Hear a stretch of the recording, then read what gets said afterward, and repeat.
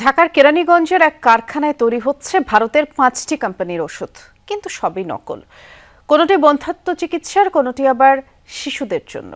খোদ আমদানিকারক প্রতিষ্ঠানই আসল ওষুধের সাথে এসব নকল ওষুধ সরবরাহ করে আসছে রাজধানীর বিভিন্ন ফার্মেসিতে। বুধবার এই কারখানায় অভিযান চালিয়েছে র্যাব।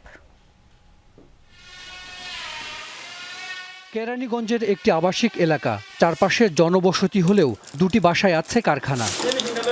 এই ওষুধের নাম পিসুটপ, বন্ধ্যাত্ব চিকিৎসায় ব্যবহার হয়। প্রতিটি ট্যাবলেটের বাজার মূল্য ৭৭ টাকা। মোড়কে লেখা ভারতীয় কোম্পানি ওরিয়ন লাইফ সায়েন্স বানিয়েছে এটি, অথচ তৈরি হচ্ছে ঢাকার কেরানীগঞ্জে। একই কোম্পানির আরও কয়েকটি ওষুধ বানানো হয় এখানেই। কোথা থেকে আনে, কিভাবে আনে, ওসব বিষয়ে আমরা জানি না। আমাদের এনে দেয়, আমরা কর্মচারী বাস। ক্রিম বানাইতাম, আমরা আইনা দিত, আমরা বানাই দিতাম খালি শুধু। আরেকটি কক্ষে বানানো হয় শিশুদের কয়েক ধরনের মাল্টিভিটামিন। এগুলোর প্রতিটি সিরাপের মূল্য ৩০০ থেকে ৫০০ টাকা। নাম ভিন্ন হলেও সব সিরাপ বানানো হয় একই উপাদানে। আপনারা এই বাড়ি কিভাবে ভাড়া দিলেন?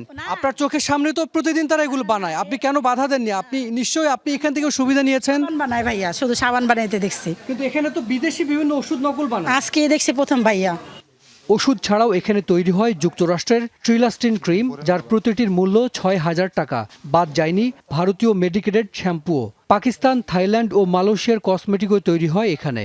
কারখানার কর্মীরা জানিয়েছেন, আমদানিকারক প্রতিষ্ঠানের হয়ে তারা এসব ওষুধ ও কসমেটিক বানিয়ে আসছিলেন। আমরা বানাই না, উনি আমাদের ট্যাবলেটটা দিত।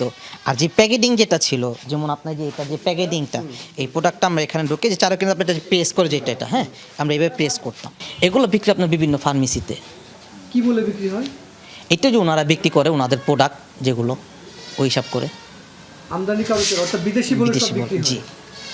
অভিযানে কারখানার মালিককে আটক করতে পারেনি র্যাব। ৩ মাস আগেই তার আরেকটি কারখানা সিলগালা করা হয়েছিল।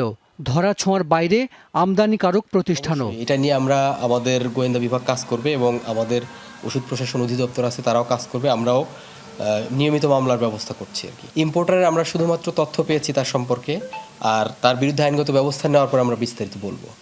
পরে কারখানার যন্ত্রপাতি ও সব নকল ওষুধ জব্দ করে র্যাব।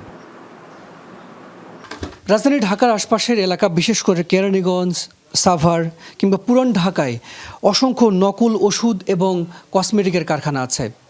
এই কারখানায় সবচেয়ে ভয়ঙ্কর বিষয় হলো, এসব ওষুধ যিনি আমদানি করতেন সেই আমদানিকারক প্রতিষ্ঠান নকল বানিয়ে সেই নকল ওষুধগুলো আসল ওষুধের সাথে মিশিয়ে সরবরাহ করতেন বিভিন্ন ফার্মেসিতে। আর সেসব নকল ওষুধ নির্দ্বিধায় অবচেতন মনে প্রতিদিন কিনছেন রোগীরা, ক্রেতারা। হাসান মিসবাহ, যমুনা নিউজ, ঢাকা।